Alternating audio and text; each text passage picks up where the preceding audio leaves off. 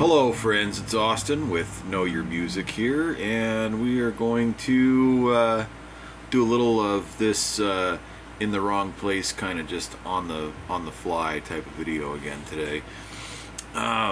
Just because I recently, or actually just barely, listened to another YouTuber, a terrific YouTuber who goes by Professor of Rock, who posted a video and did an interview with Dennis DeYoung, who was the keyboard player and lead singer for the band Styx throughout their formative years, their popular years throughout the 70s and 80s.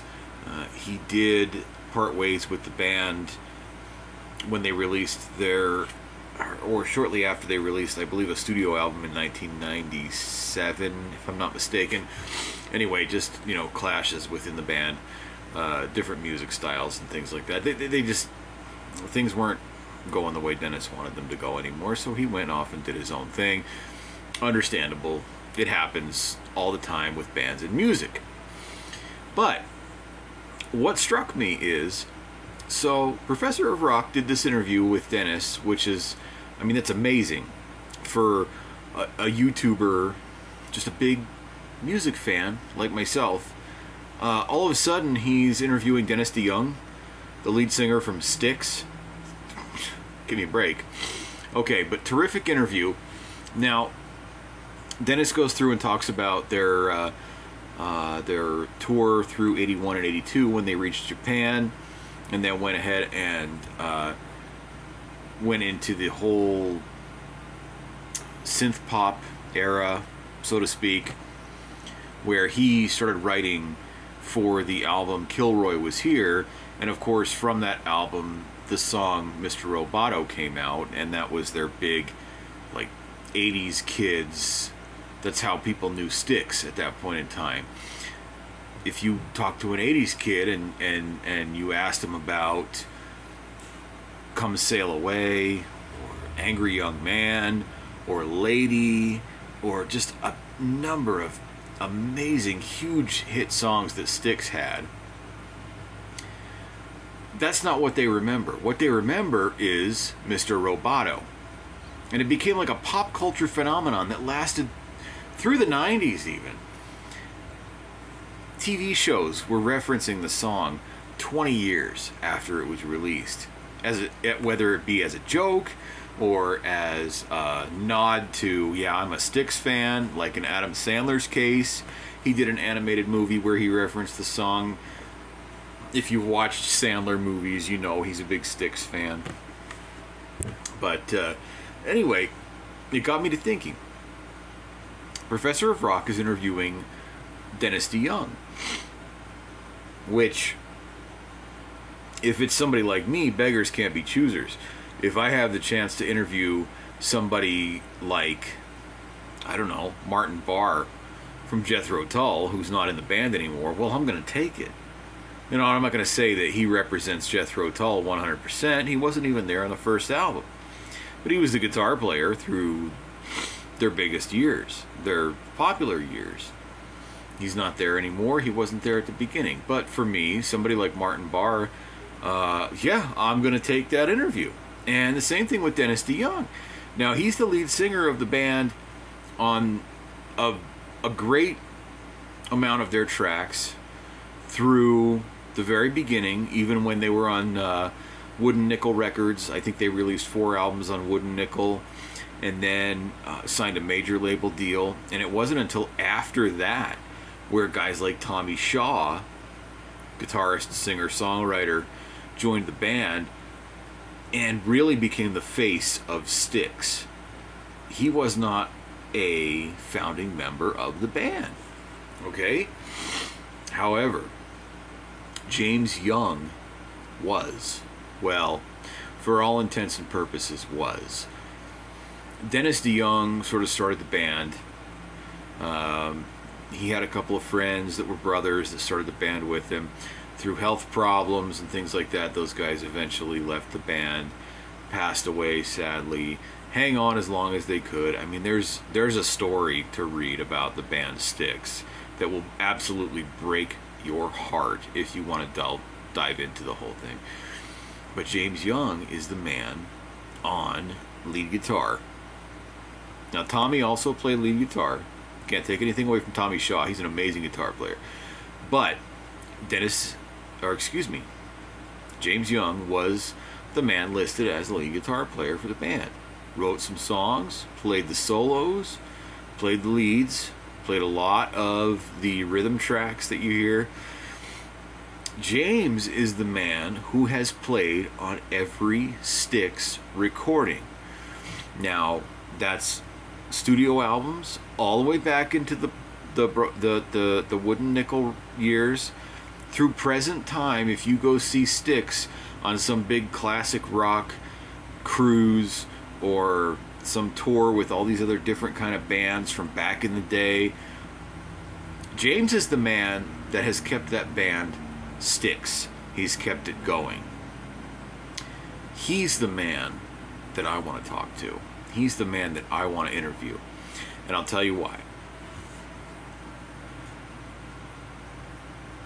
Styx is not Styx if James is gone.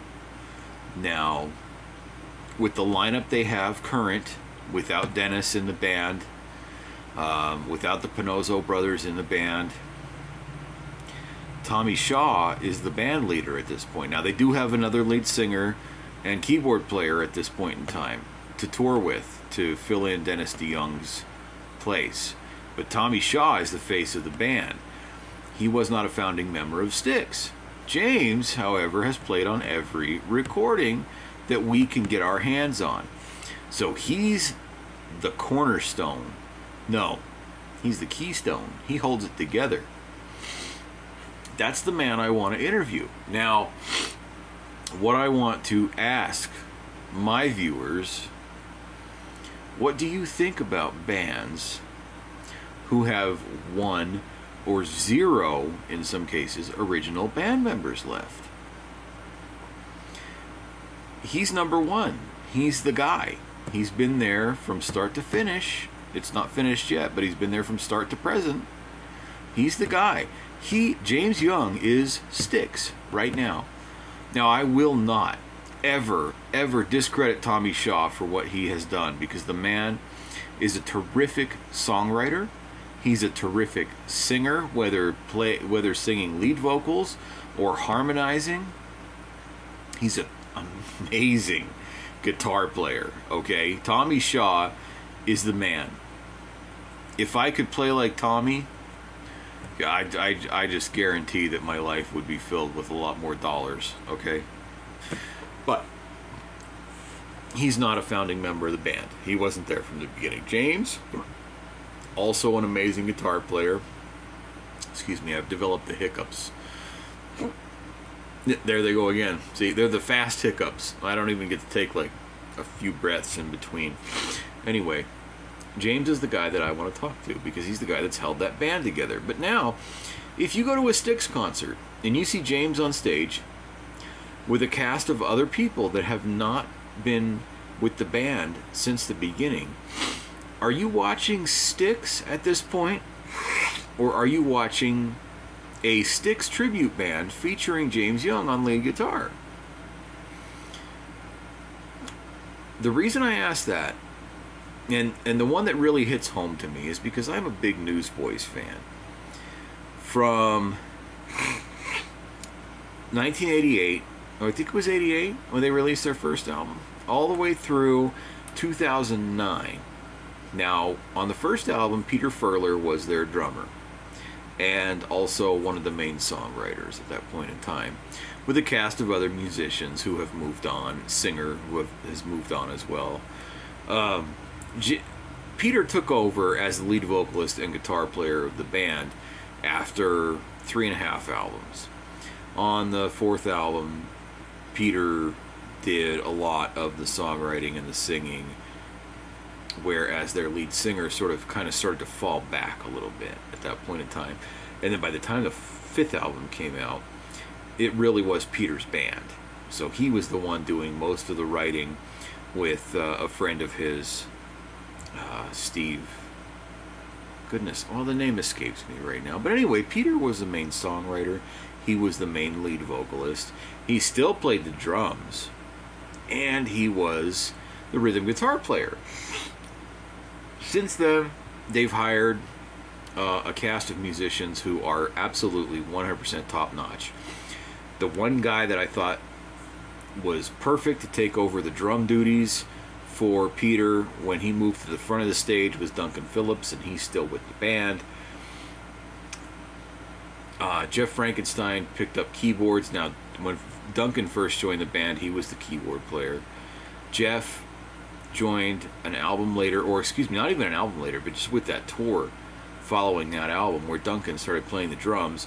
Jeff Frankenstein ended up being their keyboard player. And then Jody Davis joined on guitar. Now you've got Jody Davis, you've got Duncan Phillips, and you've got Jeff Frankenstein. They are the core three Newsboys members. Peter Furler stayed on as the only founding member of the band all the way up through 2009. And when he decided he was going to step aside, he said to the guys that were left in the band, hey, my buddy from DC Talk, I'm going to recommend that you guys just go ahead and work with him as a singer. And he went on in 2009 and he did some backup vocals for him and stuff like that. And then all of a sudden, by the time they released the album Born Again, Michael Tate from DC Talk was the lead singer of Newsboys. Now, what's happened here is Peter has stepped aside. Being the only founding member of the band left, he's chosen his replacement as the leader of the band, and he has stepped aside. Now, Duncan, Jeff, and Jody. Now, Jody did miss a couple of records where they had a couple of different guitar players playing in his place, but he was back in the band by this time as the lead guitar player. So those three guys are the core of what the Newsboys are, with a new lead vocalist who just came on, really took roots and took his place in 2010. Okay, so Newsboys is a 4-piece band. If you look them up today, they're a 5-piece band, and they've got another terrific, amazing talent playing bass and or rhythm guitar and singing backup vocals. I want to say he was a singer for Stellar Cart for a while. If you know Christian rock, you might know a little bit of Stellar Cart, pop punk kind of thing. Anyway, they're a terrific unit. They are very well versed in being able to reproduce the sounds on the albums when they play in concert.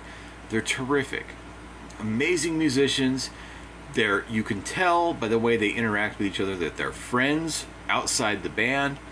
They're terrific, they're amazing. However, Newsboys does not have a single original band member left. Now, what this brings me to is the analogy of if you have a boat and over time you replace a board every so often on that boat, like it's a wooden boat with a little trolling motor on the back, and you replace board by board. When you go ahead and replace that last board on the boat with something new, are you still sailing the original boat at that point in time, or is it something completely different? And then, to add to that, if you take all the lumber that you took off that original boat, refurbish it, dry it out, stain it, paint it, put it together and make a different boat, is that then your original boat? Or is your original boat the one that you're sailing that you've replaced all the boards on? To me, Newsboys ended in 2009. Now, don't get me wrong, I still love these guys through today. Their last album might not have been my favorite. It was very pop. The rock has kind of lost its way. And I know Michael Tate is the band leader at this point. He does most of the lyrical writing with outside songwriters to put together the music and stuff, where Duncan and Jeff and Jody are not really involved in the writing. And if you look at the album credits, they're not as involved in the playing as they would have used to have been back before 2009.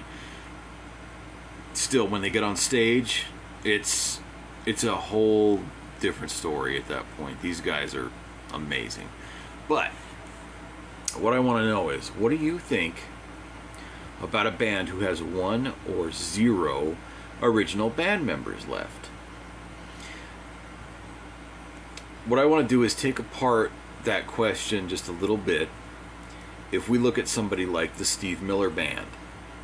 Now, Steve Miller, if I refer to Steve Miller, and you know Steve Miller, you might not know it by name, but you know Take the Money and Run, you know Rockin' Me, you know The Joker, from before they even really got big. That song all of a sudden just skyrocketed them into fame. If you want to move all the way into the 80s, you know Abracadabra. Heck, if you want to go into the 90s, and you were listening to adult contemporary radio, you know Wide River. So you know Steve Miller. He's always called it the Steve Miller Band. But for all intents and purposes, since the first lineup change after the very first couple of albums, it's just been Steve. He's the singer, he's the songwriter, he's the lead guitar player, he's the guy that runs the show. That, I don't think, counts in this question. But, as I mentioned before, Martin Barre, sorry, all of a sudden, it feels like my nose is running, but it's not. I don't know what's going on.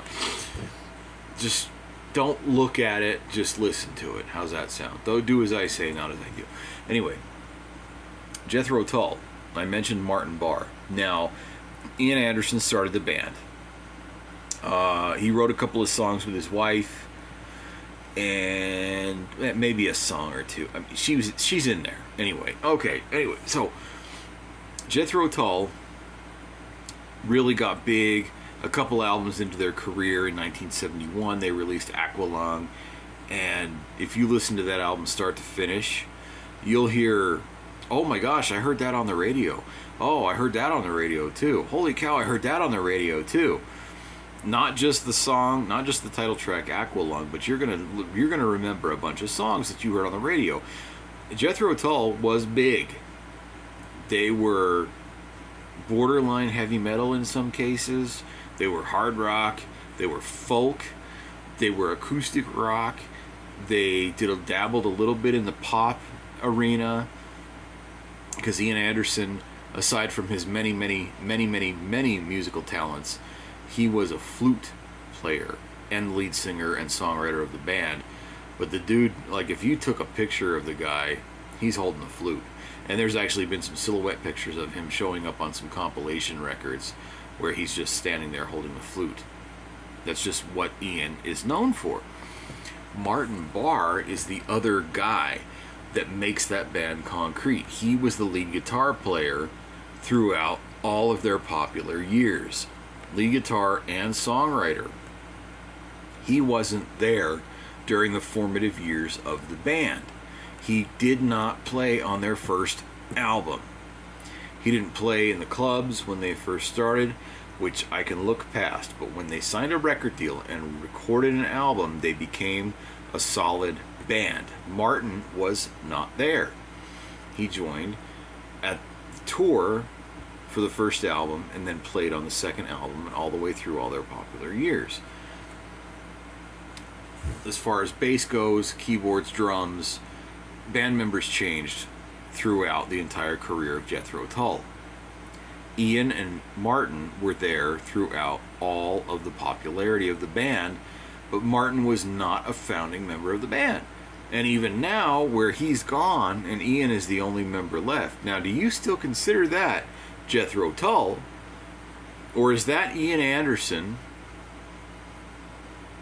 as a founding member of the band at this point in time, playing as a tribute to Jethro Tull's history, featuring himself?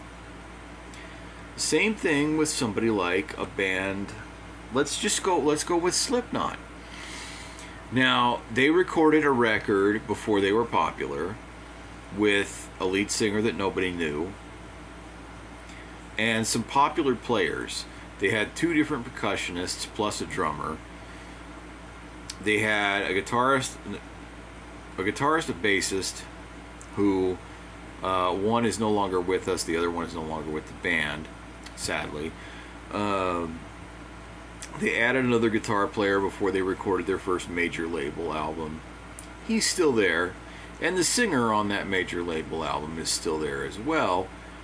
But if you go back and you look at the band members who are playing right now, whether they are recording or playing on tour, the only person left, single person in a 9-piece band, is a percussionist, not a drummer, mind you, just a percussionist. Now, are you watching Slipknot in concert, or are you watching a Slipknot tribute band featuring somebody who played on the original album? There's nobody left. Is it still Slipknot at that point in time? Tell me, what's your opinion on this? Newsboys, as I go back to them because I love the Newsboys, right now, I would prefer if they changed the band name to something else. I would listen to Michael Tate and Jody Davis and Jeff Frankenstein and Duncan Phillips as a band, as a cohesive unit, recording and playing music together. I like it. It's good stuff. But there is nothing left that says Newsboys anymore. There's nothing left. It's all completely gone. Peter Furler has more claim as a solo artist to the name of Newsboys, especially if you consider the fact that he has played with other band members that were part of the Newsboys throughout their career. He has more claim to that name than the actual Newsboys do, but he just goes by Peter Furler. What do you think? Do you think that a band with no original band members is still the same band? I personally do not think so. I think name changes are in order. I think they need to start from scratch. And even if you put a sticker on a compact disc that says featuring members from blah blah blah, Motley Crue, Whitesnake, Cinderella, whoever it is, you can do that and get away with it and not be, you're not lying. You're saying that's who those guys are. But this is a new project. This is something completely different now. Steve Miller Band, he's got a cast of musicians around him who are absolutely 100% top notch. They need to be able to play something from 1977 exactly the way it sounded on the record, because that's what fans want to hear in concert. But Steve is the only guy left playing those songs. He does a great job. He's surrounded himself with some terrific people. It's not the Steve Miller Band anymore. It's just Steve Miller. Let me tell you a guy that did it correctly so you can kind of get an understanding of how I feel this should go. In 1993, I saw the Steve Miller Band in concert. Now, at that point in time, when they released Wide River, Norton Buffalo, who was part of the band for a long time, not a founding member, he was there as a guest musician. He didn't tour with them, but he was on the album as a guest musician. He was a harmonica player. If you look up Norton Buffalo, you're going to find him amongst the greatest names of harmonica players. That's a different story. But it was Steve Miller. It was not the Steve Miller Band anymore. Okay? The guys that founded that band with him are gone. Steve is the only guy left. It was an amazing show. I would watch it again and again and again. I had a terrific time listening and watching those guys play those songs that I knew and loved. They did it perfectly. The opening act for the Steve Miller Band in 1993, when I saw them, was Paul Rodgers and Company. Now, if you know Paul Rodgers, you know that Paul was a founding member of the band Bad Company. So the name works well. Paul Rodgers and Company. Terrific way to put your name out there and get you to kind of get people to kind of understand who it is that you're looking at and who it is that you're listening to. He had Jason Bonham playing drums. He had Neil Schon from Journey playing lead guitar. If I'm not mistaken, and I might be, but I think Jazz Lockery was probably playing bass guitar at that point in time. They played a perfect set of Bad Company songs with a couple of Paul Rodgers solo tracks thrown in.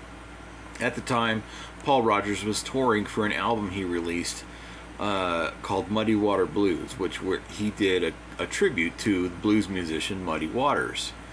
And he had a whole bunch of different lead guitar players come in and play with him on that. Neil Schon from Journey was one of those guys. He played on 2 different tracks on that album. So he went out on tour with Paul and his band at that point in time. So it was not called Bad Company. It was Paul Rodgers. Yes, he is the man. He's the face of Bad Company at the time. Well, no, I'm sorry. He's the face of Bad Company in their popular years. But Paul Rodgers and Company was him and Neil Schon with, you know, Jason Bonham and their buddies playing. They did it perfect. They did it exactly how you wanted it to sound. Paul spent a lot of time just holding the microphone, and he's not one of those guys that just holds the mic like this. He's a guy that has the whole stand with him, and he can put that microphone stand down. But the guy, he's a showman. His voice never changed. He was an amazing singer in 1974. He's an amazing singer in 2023. I kid you not. I would still put him in the top 3